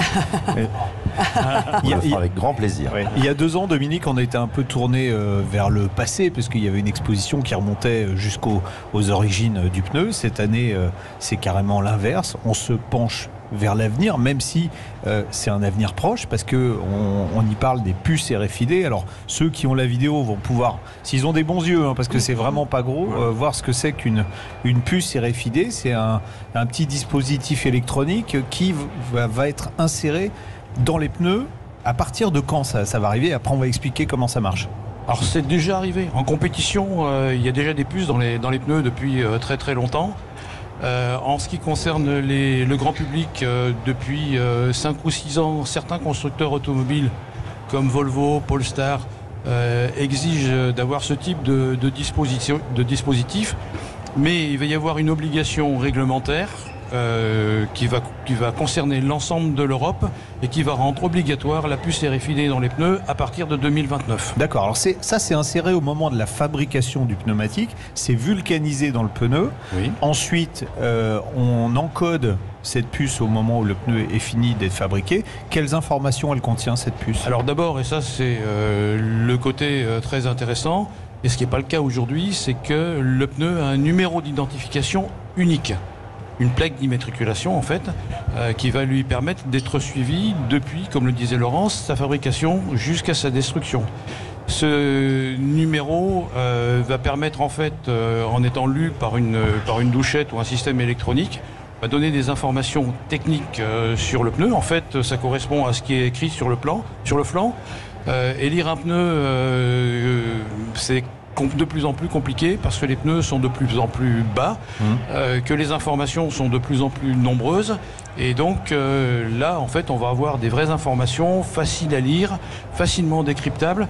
Et l'intérêt, c'est sans erreur possible. Et puis ce qui est assez impressionnant, puisque j'ai eu la chance sur le village du pneu, sur le salon Équipe Auto, de faire cette visite guidée, c'est tout le matériel qui va permettre de lire ce qui se passe. Et hop, tout est retransmis sur un grand écran. Et pour nos compagnons dans les ateliers, tous ceux qui s'occupent des pneus, voilà, c'est un vrai plus aussi en termes de facilité de travail, quoi. On met un pneu avec puce sur une machine qui l'identifie et qui va démonter le pneu en sachant à quel pneu il a affaire. Alors, au-delà de la praticité, on apporte beaucoup de sécurité. Ouais. Il n'y a plus d'erreur possible. Le pneu a son numéro d'identification qui explique ce qui est exactement sa dimension, ses caractéristiques, ses particularités. Et ça suit effectivement le pneu tout le long de sa vie. Question de Nathalie sur la page Facebook de Sud Radio. Est-ce que du coup le prix des pneumatiques va augmenter? Alors une puce produite à très grande échelle, ça coûte pas grand-chose et ça changera rien au prix du pneu. D'accord. Par contre, là, il y a certains petits malins qui vont pas faire des affaires avec les puces RFID. Si je louais moi une voiture, si je loue une voiture et que je change les pneus de la voiture que j'ai louée contre les miens qui sont un peu plus usés, mais j'en prends une avec des pneus à peu près équivalents, ça va plus être possible. Non, alors effectivement, en discutant avec des acteurs de l'automobile, on a vu effectivement qu'ils ont vite compris l'intérêt qu'ils pouvaient en tirer. Un loueur longue durée, il va pouvoir établir son contrat de location avec le numéro des pneus qui sont sur la voiture. Et puis surtout, et vous le signalez, sur un lecteur courte durée, il peut y avoir, je ne veux pas donner de mauvaises idées aux auditeurs, mais on peut effectivement louer une voiture avec des pneus récents le vendredi et la rendre avec des pneus usés. Si on a beaucoup roulé, ou fait du circuit pendant le week-end. Moi, je voudrais juste donner la parole à monsieur Claude Cham, et vous allez comprendre pourquoi. Vous me voyez arriver, hein, messieurs. Claude a été le grand président d'une grande maison, un grand manufacturier qui s'appelait Dunlop. Vous voyez l'évolution également en termes d'innovation dans le milieu du pneumatique. Claude Cham, c'est quand même extraordinaire également. J'étais en train de regarder avec beaucoup d'attention cette petite puce qui est une puce passive, et comme elle est insérée au moment de la manufacture du pneumatique, c'est-à-dire qu'elle subit des températures qui sont relativement importantes, je me disais que cette innovation qui vient de naître dans le monde du pneumatique, elle pouvait s'étendre à beaucoup d'autres pièces de l'industrie automobile, parce que elle permet de repérer la pièce, de l'identifier, de la suivre de la fabrication jusqu'à la destruction. Le nombre de pièces qu'il y a dans l'industrie automobile, celui qui a inventé ça, il va faire une fortune colossale, Dominique. Mais vous avez raison, monsieur Cham, mais ça ne concerne pas que l'automobile, puisque cette obligation, on parle de pneus ici, mais elle va également être valable sur les vêtements. À partir de 2029, les vêtements auront des puces RFID qui vont permettre de les suivre. Ce qui permet de mieux recycler, mais même pour les pneus. Comme ça, on peut avoir la nature, la composition exacte du pneumatique pour le recycler. Absolument. En fin de vie, quand on fait de la poudrette avec les déchets de pneus, ça permet en fait de savoir vers quelle réutilisation on peut l'orienter, s'il y a des produits qui sont demandés par les revalorisateurs ou des produits qui doivent être exclus par les revalorisateurs. Claude veut réagir. Voilà ce que je vous dis, une application pratique de ce que je vous disais quelques instants précédemment. L'industrie automobile est une industrie qui innove énormément et dont les retombées en dehors de l'industrie automobile sont extrêmement importantes, très souvent ce que l'on oublie. Question de Stéphane sur la page Facebook de Sud Radio. Vous êtes très présent. Est-ce que ça peut servir pour détecter les voitures volées? Oui, c'est pas compliqué. En fait, on a un numéro d'identification du pneu. Lorsque le constructeur met la voiture sur le marché, il va effectivement avoir une corrélation avec les numéros d'immatriculation du pneu, et en détectant le numéro du pneu, on va savoir à quoi correspond la voiture. C'est encore mieux que le gravage des vitres. Hein. Oui, mais encore faut-il que tous les pneus, et c'est pas encore pour aujourd'hui, soient munis de cette fameuse puce RFID. On est à l'aune de combien de temps? C'est pas encore totalement le cas aujourd'hui, puisqu'on a déjà un grand nombre de voitures en première monde qui sont équipées de... Jusqu'à quand? C'est quoi, 2030 Là, l'obligation légale, c'est 2029. Après, effectivement, il faut que le parc entier s'applique, mais 2029, à l'échelle d'un spécialiste de l'automobile, d'un spécialiste de la maintenance automobile, c'est demain matin. Alors j'ai une question de l'avocat du diable. Il est venu encore. Oui, il est venu encore. Il est là tout le temps. Il est là tout le temps, je sais. Est-ce que ça ne va pas permettre au contrôle technique, par exemple, d'une part de détecter que la voiture n'est pas munie des bons pneus, mais surtout d'avoir l'âge du pneumatique? Parce que aujourd'hui on peut le lire avec le DOT dessus, mais là ils auront automatiquement tout un tas d'informations qui leur permettront de vous disqualifier éventuellement. C'est pas l'âge du capitaine et la vitesse du vent? Alors la puce contient 70 informations qui donnent un descriptif très précis du pneumatique, dont le code DOT, dont la date de fabrication. Donc ça, effectivement, c'est un élément supplémentaire qui va permettre d'avoir des informations précises sur le pneumatique et qui va permettre d'apporter une sécurité supplémentaire. On peut quand même rechaper des pneus avec une puce, ou la puce s'en va quand on rechappe? Oui, alors aujourd'hui, on parle de pneumatiques destinés au grand public, mais on peut parler aussi de pneumatiques poids lourds, et ça, sur les pneumatiques poids lourds, ça se fait depuis longtemps. Les pneumatiques poids lourds sont rechapables, ils sont rechapés, et ça fonctionne parfaitement. La puce, elle supporte des températures très importantes, de l'ordre de 450 degrés, donc ça pose absolument aucun problème. Claude, une dernière chose? Et les pneumatiques avions, car ce que le grand public ne sait pas, c'est qu'on atterrit, on décolle plus souvent ça fait en avion 800 km sur des pneus rechapés. Et donc avec une puce comme ça, on a une identification qui améliore beaucoup la sécurité des pneumatiques. Les motos aussi? Alors pour le moment c'est pas les motos, mais demain ça sera les motos. Il n'y a aucune raison pour que les motos soient pas concernées. Comme quoi cette émission qui est française certes, mais c'est aussi ce qui prouve que cette filière sait se remettre en question. Et là on sera aussi, ça va favoriser l'économie circulaire et ne pas laisser les pneus dans la nature et ne pas savoir quoi en faire. Moi j'ai une question pour Philippe. Oui. Philippe, là on parlait de l'univers du pneu. Il y a différents univers à Equipauto. Lesquels sont les plus importants? Il y a 8 villages en tout. Ouais, 8 villages. 8 villages. Les grands secteurs, en tous les cas, si on prend par exemple la journée d'aujourd'hui, on va avoir une affluence, à mon avis, record dans la partie matériel, équipement d'atelier, qui est extrêmement importante. On a les grands réseaux de pièces qui sont là également, les grands réseaux de distribution, les grands équipementiers, la pièce. Aujourd'hui, on a un énorme secteur sur le lavage et la carrosserie. On en a parlé effectivement tout à l'heure et on est très heureux d'avoir le syndicat du pneu avec nous et le village du pneu qui a été fait. Il y a le village de l'innovation également, en tous les cas. On a le village de la formation, qu'on a appelé le village Avenir. Il y a aujourd'hui, les réparateurs viennent à Equipauto pour justement trouver des solutions pour équiper leur société, en tous les cas, et être plus performants demain. Et ce qui était très agréable, Philippe, c'est de voir toutes les jeunes générations. Je n'ai jamais vu autant de jeunes gens, étudiants, venir s'intéresser au métier, hommes et filles, enfin hommes et garçons, enfin filles et garçons. Bref, vous avez compris. C'est génial. Mais juste un élément, hier, on parle des jeunes. Hier, avec Claude, on a assisté à la remise des prix du hackathon. On a vu une centaine de jeunes qui sont venus nous présenter leur vision de la mobilité. On était extrêmement surpris. Ils nous ont délivré en tous les cas les résultats de leurs idées. C'était juste génial. On a vu vraiment des projets. Alors tout le monde n'a pas été primé. On n'en a eu que 3 de primés. Mais en tous les cas, sur les 25 ou 26 dossiers, Claude, que l'on a vu, il y avait des gens qui avaient vraiment C'était pertinent.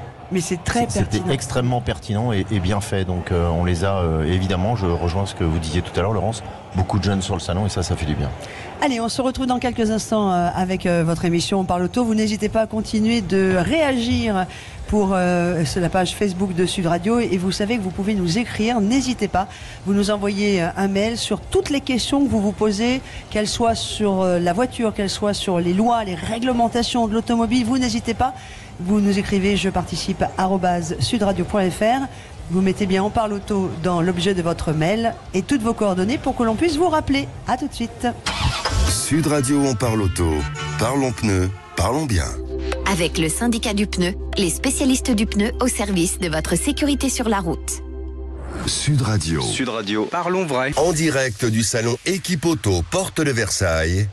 Sud Radio, on parle auto, 10h midi, Jean-Luc Moreau, Laurence Perrault. Et je suis ravie de voir que cela vous plaît d'être avec nous sur un salon pour les professionnels de l'automobile, car je le dis souvent, c'est une expression de mon ami Claude Cham, je le dis souvent, mais ce sont ces gens qui travaillent à la liberté de notre mobilité. Et moi, ça me touche beaucoup. Vous êtes avec nous également au 0826 300 300. On va accueillir tout de suite Patrick qui nous retrouve. Bonjour Patrick. Bonjour Patrick. Oui, bonjour. Merci d'avoir écrit au je participe @sudradio.fr pour poser votre question. On vous écoute. Oui. Alors voilà, d'abord je voudrais faire une petite introduction. J'ai une Jeep Jeep que je voulais transporter. Alors attention, Patrick, attention, parce qu'on a un spécialiste de la Jeep qui est là. Surtout on a François Alain qui est avec nous, et François Alain, il a fait le débarquement en 45 avec les Jeeps, et il connaît, enfin en 44. 44 c'est mieux, ouais. En 44 avec les Jeeps, et il connaît très bien. Alors on vous écoute. Oh ben non, à François je lui dis c'est une salade de Jeep puisqu'elle est de 61, c'est une M201 qui a été reconstruite au 5e échelon en 1968. Voilà. D'accord. C'est le décor. Bien. Et c'est une voiture de cinéma. Elle est équipée comme une voiture de cinéma. Ouais. Je l'ai personnalisée, oui, parce que quand je fais les défilés, j'ai une caméra BLEOL dessus sur un trépied, j'ai un appareil photo de 1942, un Graflex, enfin voilà, et je suis en tenue de reporter de guerre, voilà. Mais bon... Extra, il fallait venir à l'équipe auto. Là, oui, parce que ce que vous ne savez pas, c'est que l'ami François Alain, pendant tout ce salon, a créé des challenges et des battles entre des équipes qui se construisaient sur place pour monter et démonter des Jeeps et les vrais Willys. Deux Willys. Deux Willys. Et donc qu'on a utilisé ici, ouais. Alors, on vous écoute, excusez-nous. Je suis content de vous avoir, François Alain, parce que je vous ai vu conduire le Sherman à 4. Oui, ça c'était un sacré souvenir. On ne conduit pas des Sherman tous les jours. Alors, Patrick, je suis désolé, je vais vous demander de nous poser votre question, parce que vous savez, on est sur un salon, il y a beaucoup de choses à faire et à voir. Oui, non, mais j'imagine. Bon, cette remorque, j'ai acheté une remorque 2 tonnes. Donc, double essieu, PTAC 2000 kg. Pour tirer, j'ai acheté un Ford Kuga 4x4 140 chevaux, PTAC 2 tonnes 250. Donc, pour tirer le tout, il me fallait le permis E ou le B96, ce que j'ai fait. Ouais. Et donc, et on peut tirer un ensemble jusqu'à 4 tonnes 250. Voilà. Je ne sais pas si vous avez déjà parlé du B96 à vos auditeurs, mais bon. Oui, mais en plus, c'est pas vraiment un permis, quoi. C'est une formation obligatoire, et puis on vous donne le papier quand la journée est finie. Allez, c'est une journée, oui, c'est un plateau technique, et puis voilà. Donc, ma question, c'était en revenant de Normandie, quand je faisais le plein, je me suis dit, comment une voiture électrique peut tirer une remorque de 2 tonnes avec une Jeep dessus aujourd'hui? Voilà ma question. Alors, vous voulez savoir si les voitures électriques sont capables de tirer des remorques? Alors, la réponse, c'est oui. Alors, bon, déjà... tout le monde ne roule pas en Cybertruck, mais vous pouvez tracter jusqu'à 2,5 tonnes avec un Cybertruck. Non, c'est l'exemple ultime. Mais une voiture électrique, en fait, vous savez, l'avantage de la voiture électrique par rapport à la voiture thermique, c'est que vous avez un couple instantané au niveau des moteurs. Donc, pour décoller avec une charge lourde, un train, par exemple, s'il était avec un moteur à essence, il aurait un petit peu du mal à démarrer, alors qu'un train électrique, ils sont tous électriques, ça pose pas de problème. Sur une voiture, c'est un peu la même chose. Vous n'aurez pas de problème pour démarrer. Là où vous risquez d'avoir un souci, c'est en termes de consommation. Faut imaginer qu'avec la remorque que vous allez avoir 40 à 50% de consommation supplémentaire. Donc sur un véhicule électrique, si vous prenez par exemple l'autoroute où vous avez déjà une consommation qui va grimper aux alentours de, on va dire en moyenne 25 kWh, vous rajoutez 40%. Comme vous ne pouvez faire que entre 10 et 80% de la capacité de la batterie, puisque on n'attend pas qu'elle soit à zéro pour recharger, vous allez vous arrêter toutes les 100 bornes. C'est ça le vrai gros défaut de la voiture électrique pour tracter. Sinon, tous les véhicules électriques aujourd'hui nouveaux qui sortent ont des capacités qui sont assez importantes. Il y en a qui proposent pratiquement jusqu'à 2 tonnes. Alors les Français ne sont pas les meilleurs dans la catégorie. Vous avez quoi, une Ford? Alors, Ford Kuga, si vous restez chez Ford, ça tombe pas bien parce que la Mustang Mach-E électrique, c'est pratiquement la plus mauvaise en capacité de remorquage. On n'est qu'à 750 kg. Voilà. Mais si vous voulez, alors chez les Français, on n'est pas très bon non plus. Ceux qui sont bien, c'est chez Tesla. Voilà. Un modèle Y qui reste la voiture la plus vendue, ça tracte jusqu'à 1600 kg. En plus, ça fait de la charge rapide et puis ça aura une autonomie un petit peu plus grande. Mais c'est vrai que c'est pour ça que de dire que tout le monde va passer à l'électrique, c'est une hérésie totale. Je vous fais un aveu, je vais garder mon Kuga. Voilà. Oui, parce que celui qui va tracter. Alors on peut le faire. On peut le faire. Celui qui est retraité, qui a le temps de s'arrêter pour faire de la recharge tous les 100 km, il peut faire ça. Mais si vous avez un besoin professionnel de tirer une remorque, un véhicule électrique, ça le fait pas, quoi. Voilà, pour le moment. On a donné votre réponse. Merci beaucoup d'être intervenu, nous avoir écrit sur jeparticipe@sudradio.fr. On va tout de suite accueillir Yvan qui nous a appelé au 0826 300 300. Bonjour Yvan. Bonjour Yvan. Oui, bonjour. Moi, j'aimerais bien vous vendre un jogger hybride qui a 40 000 aujourd'hui. Ah, alors qu'est-ce qui vous arrive avec votre jogger hybride? Eh bien, j'ai un niveau d'huile qui augmente, avec la condensation. Alors c'est pas non, il y a quand même pas autant d'eau que ça dans votre moteur. Il augmente parce que vous faites des petits trajets. Et à chaque démarrage, vous avez du rinçage et c'est catastrophique si votre niveau d'huile. Parce que les gens pensent que c'est dangereux d'avoir un niveau d'huile qui est un peu trop bas. C'est encore plus dangereux d'avoir un niveau d'huile qui est au-dessus du maxi. Mais on parle de plus de 2 cm au-dessus du maxi. Ah bah non, alors déjà faut le vider. Vous allez chez n'importe quel centre auto acheter une petite seringue là, et vous videz une partie de l'huile qui a... Enfin c'est plus de l'huile que vous avez. Il doit y avoir une dilution terrible dans votre moteur. Attention, c'est hyper dangereux de rouler comme ça. Je vous conseille oui, alors je l'ai amené moi à ma concession. Ils me disent que c'est normal. Le moteur Renault, l'usine Renault répond que je sollicite pas assez le moteur thermique et malgré tout je fais 30 000 par an. D'accord, mais vous faites que des petits trajets, c'est ça, non? Non, justement, non. Alors, comment on peut expliquer ça là, les garçons, les professionnels? Le seul on peut pas créer de l'huile qui va redescendre dans le moteur, ça n'existe pas. Donc si le niveau augmente, c'est forcément, là comme c'est un moteur essence, il y a ce qu'on appelle du rinçage. À chaque fois que vous démarrez, vous enrichissez le mélange. Autrefois on disait c'est le starter. Aujourd'hui c'est automatique, mais on est obligé pour démarrer le moteur de mettre un peu plus d'essence. Donc elle n'est pas forcément toute brûlée. Donc ce qui n'est pas brûlé va redescendre dans le bas moteur. Donc ça va se mélanger à l'huile. Aïe. Donc déjà vous perdez une capacité de lubrification de l'huile parce que vous la diluez avec de l'essence, c'est pas terrible. Ça c'est le premier problème. Et puis quand vous êtes au-dessus du niveau, alors on n'aura pas le temps techniquement de passer en revue tout ce qu'il peut y avoir comme problème technique, mais en gros vous vous exposez à une casse moteur. Non mais là qu'est-ce qu'il fait alors Patrick? Yvan, déjà. Yvan il va faire il fait une grosse vidange. Il fait une vidange. Il fait bien attention de ne pas mettre l'huile au niveau maxi.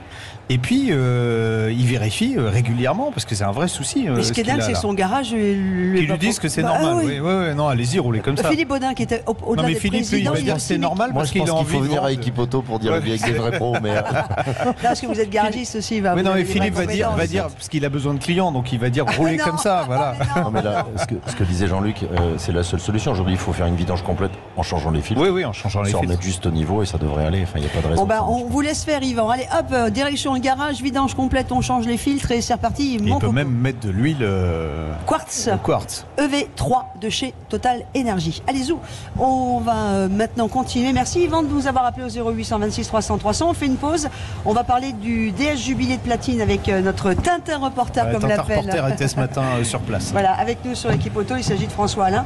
Et on continue de parler aussi de l'actualité de la filière et du salon Equipoto dans quelques instants avant midi, puisque ce sera la fin de notre rendez-vous. Sud Radio. Parlons vrai. En direct du salon Equipoto Porte de Versailles. Restom, fabricant français de produits haute performance pour restaurer vos véhicules anciens. Votre passion, notre savoir-faire. À découvrir sur restom.net. Restom présente Sud Radio, on parle auto, Classic Cars.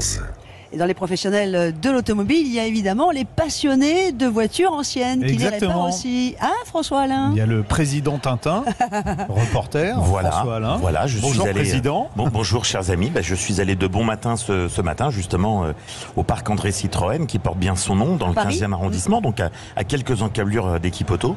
Et après avoir passé toute la semaine à Equipoto où on a démonté et remonté des Jeep Willys pour amuser le public, les exposants, on a fait des challenges très sympa où on a opposé donc différents exposants. C'était très très ludique et très drôle.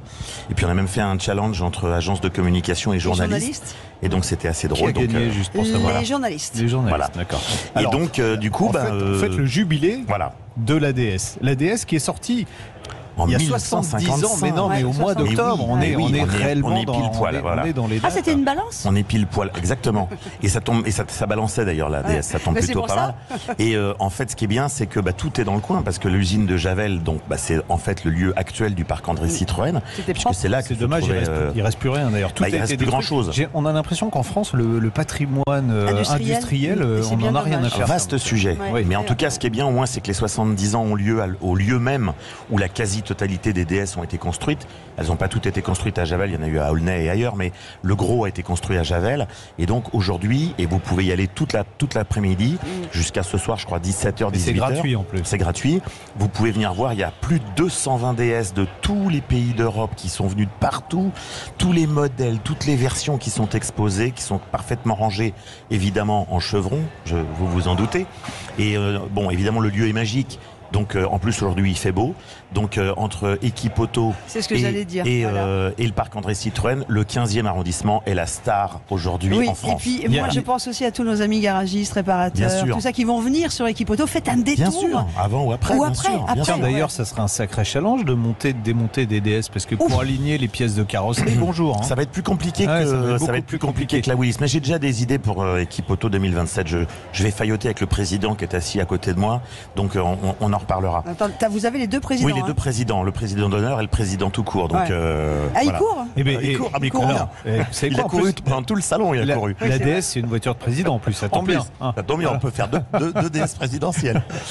Il va y avoir, il n'y a pas que l'exposition au parc André Citroën. Il y a également un défilé. Il y a un concours d'élégance aussi. Il y a un concours d'élégance qui a lieu cet après-midi à 14h30 au parc André Citroën. Et ce qui va être extraordinaire, et donc même les exposants d'équipe auto pourront y aller demain.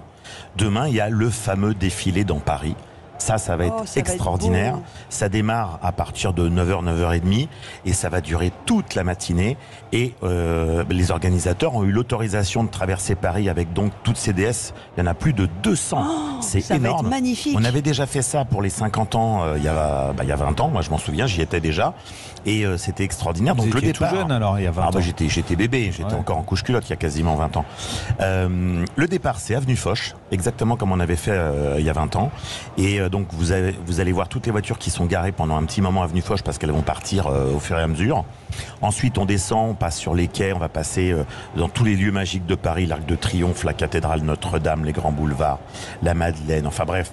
Et évidemment, on va passer devant le Grand Palais, qui est l'endroit où la voiture a été présentée en octobre 1955.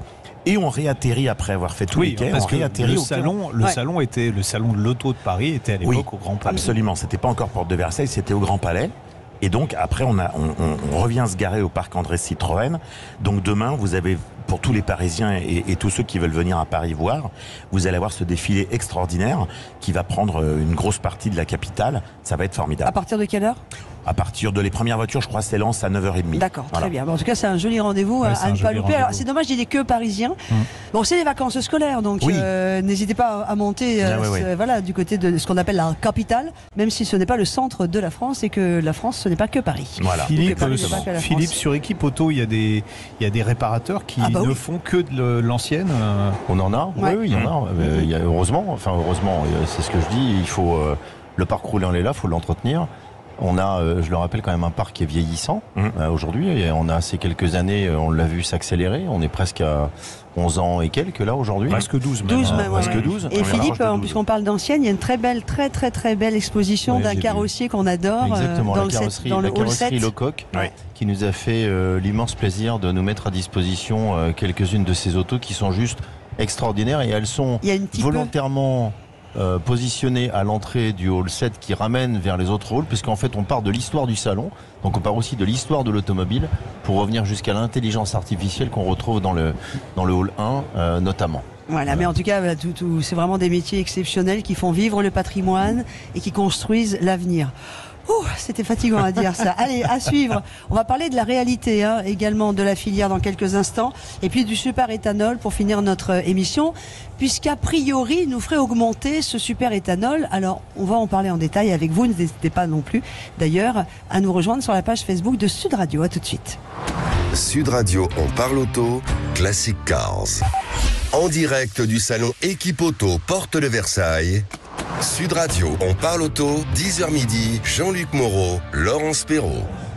Et nous allons accueillir tout de suite Aubin de Zoteux Gilson, qui est Bioéthanol France, parce qu'il y a un gros sujet, l'ami Jean-Luc, sur le bioéthanol. Dans la future loi de finances, le gouvernement prévoit de progressivement supprimer l'avantage fiscal sur le superéthanol E85 à partir de 2026, donc c'est-à-dire demain, une suppression qui serait progressive sur 3 ans et qui se traduirait par une hausse finale entre 40 et 50 centimes d'euros par litre.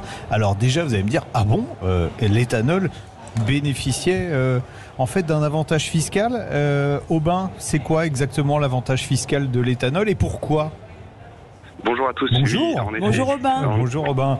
En effet, le 5 bénéficiait d'une taxation inférieure aux autres essences, notamment car il est plus écologique que les autres essences. Il réduit jusqu'à 50% les émissions de CO2 par rapport aux autres essences et également jusqu'à 90% les émissions de particules fines. D'accord. Alors là, j'entends, j'ai mon avocat du diable qui me dit ouais, mais il y a des associations environnementales qui disent ouais, les biocarburants c'est pas bien. Bon, je vais faire la réponse en même temps. Ils mélangent un peu tout. Ils mélangent l'huile de palme et l'éthanol. Or, on sait que l'éthanol produit en France, parce que d'ailleurs, l'essentiel de l'éthanol consommé en France est produit en France. On est bien d'accord. Avec la filière betterave. Entre autres. C'est exact. En fait, la France est le premier producteur européen de bioéthanol. On fait 20% de la production européenne. La production en France est majoritairement située dans le nord de la France. Et donc, on produit à partir de betteraves, de blé, de maïs et également de résidus sucrés et résidus amidonniers. Oui, et on va préciser, que non seulement on produit l'éthanol, mais après, les coproduits de cette production sont utilisés pour nourrir le bétail et ça évite l'importation de soja. Donc, c'est réellement écologique, contrairement à ce que certains pourraient dire. Donc il y avait jusque-là, pour cet aspect écologique, une taxation qui était moins forte. Ça va disparaître, mais ça ne va pas impacter, ça risque de disparaître, mais ça ne va pas impacter que ceux qui roulent à l'éthanol, on est d'accord ? C'est exact. Alors ça pourrait ne pas impacter que les automobilistes qui roulent à l'E85. Alors en fait, ce qu'il faut comprendre, c'est que c'est les distributeurs de carburant qui payent directement la taxe au gouvernement en fonction des carburants du coup qu'ils vendent à la station-service. Et après, les distributeurs répercutent cette hausse sur le prix des carburants à la pompe. Mais ils sont pas obligés de répercuter forcément sur la taxe, forcément sur le carburant sur lequel la taxe est prévue au départ. Et en fait, ce qu'il faut également avoir en tête, c'est que le 85, en fait, les distributeurs de carburant en ont besoin pour atteindre leurs objectifs de verdissement des carburants, qui est également imposé par le gouvernement. Et donc, ils pourraient être tentés de répercuter cette hausse, non pas sur le 85, mais en fait sur toutes les autres essences, ce qui se traduirait par une hausse de l'ordre de 2 centimes d'euros par litre sur toutes les autres essences, pour garder un prix compétitif de le 85. Et donc là, ça impacterait plus de 16 millions d'automobilistes. Bon, ça va être les gilets jaunes bis si cette loi de finances passe, parce qu'on va encore augmenter le prix des carburants. Vous avez fait le tour des popotes cette semaine pour trouver des députés qui seraient plutôt d'accord pour faire un amendement à cette loi de finances pour supprimer cette mesure. Vous en êtes où ? Oui, alors c'est exact. Donc on verra ce soir justement le délai pour soumettre les amendements et jusqu'à ce soir. Mais en tout cas, nous, on fait confiance aux parlementaires pour retirer cette mesure qui va notamment à l'encontre du pouvoir d'achat des ménages les plus modestes. D'accord. Mais quand je disais vous avez fait le tour des popotes, vous avez une majorité ou pas ? Alors, dans les bruits de couloir qu'on a, il y a déjà plusieurs bords politiques qui se sont prononcés sur justement un retrait ou du moins une adaptation de cette taxation, qui, je le rappelle, va à l'encontre du pouvoir d'achat des ménages les plus modestes.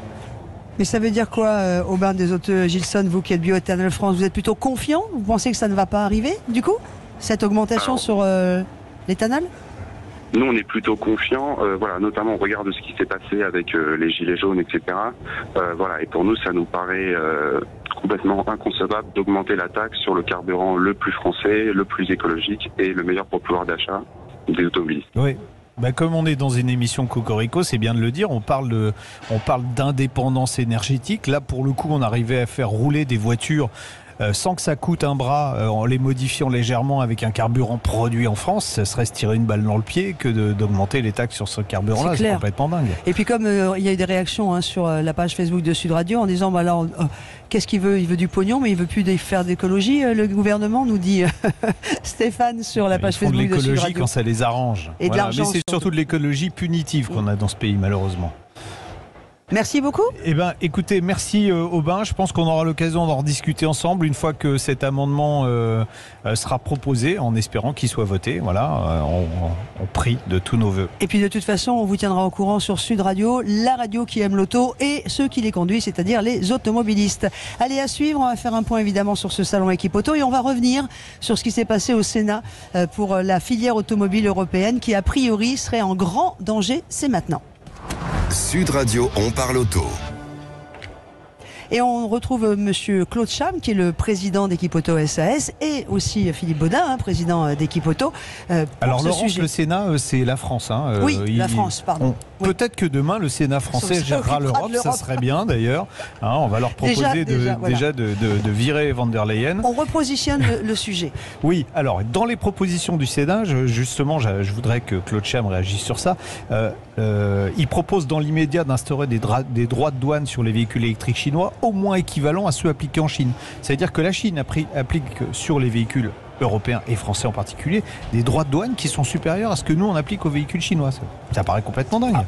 Cette proposition me semble frapper au coin du bon sens. L'égalité entre les des relations entre les deux pays me semble une bonne chose.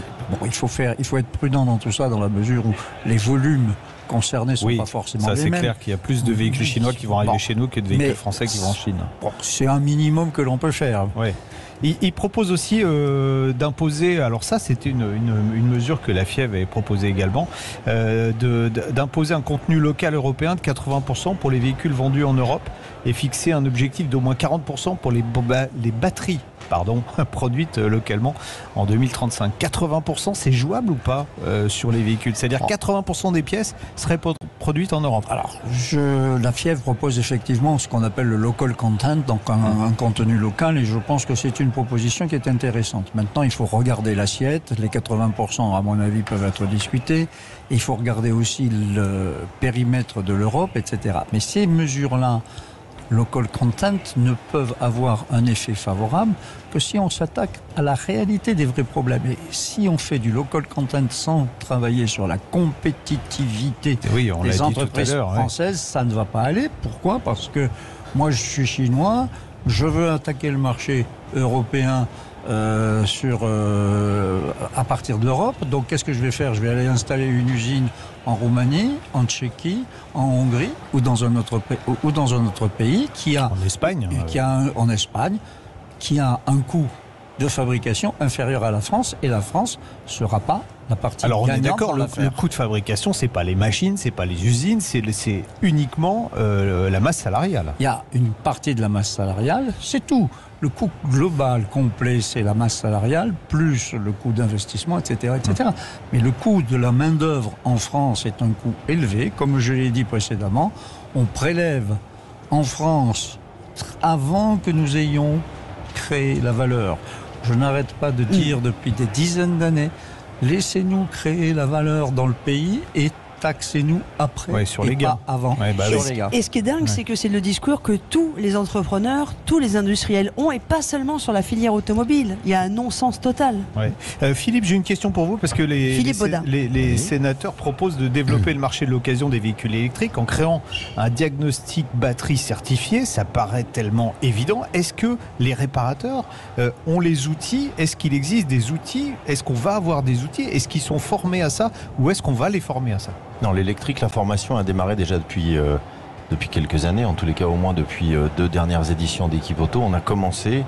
Le marché a commencé à être informé de ce qu'il fallait faire en termes de process. Il est évident que faire entrer un véhicule électrique chez un réparateur, ça n'est pas la même chose qu'un moteur thermique. Donc il y a des cycles de formation qui ont été mis en place. Tout ça, c'est maintenant ancré. Les gens sont bien au courant de ce qu'il faut faire pour se former. C'est d'ailleurs un cycle qui se fait en 2 ou 3 étapes. Donc là, aujourd'hui, au niveau des réparateurs qui ont décidé de se spécialiser sur ce type de sujet, que ce soit dans la réparation collision ou dans la mécanique, les gens sont parfaitement, je vais dire, affûtés pour faire ce genre de service. On répare pas un véhicule électrique comme on répare un véhicule thermique. Si on y va, si on met les mains dedans comme ça sans précaution particulière. De toute façon, tu n'as pas le droit de toucher dans un atelier si tu n'as pas fait la formation. Non, sinon ça finit comme Claude François. C'est pas bon. Donc c'est pas bon.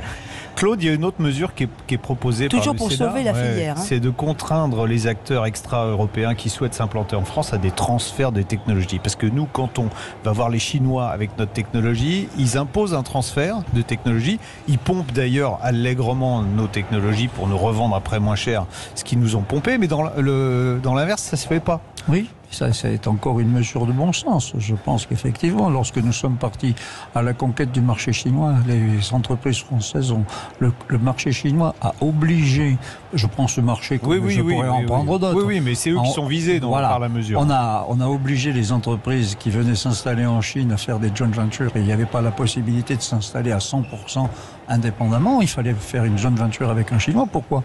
Parce que les Chinois imposaient d'avoir un transfert de technologie. Aujourd'hui, on s'aperçoit que sur la partie électrique des véhicules, les Chinois ont beaucoup d'avance. Sur la batterie, ils ont de l'avance.